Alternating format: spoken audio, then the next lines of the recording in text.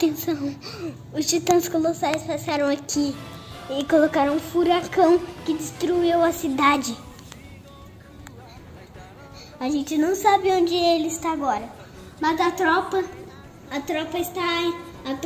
da Liberdade está indo lá agora. A tropa da Liberdade está ali. Ela está indo atrás do titã.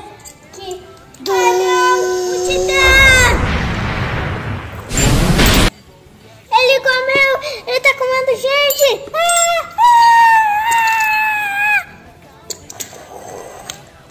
A tropa está preparada para atacar o titã! Bum, bum. Eles cortaram a mão do titã! Cortaram, mas muita gente morreu, né? Nessa tropa.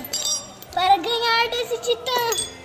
Ganharam finalmente! Agora eles vão tentar reconstruir as muralhas para salvar todo mundo e o mundo novamente!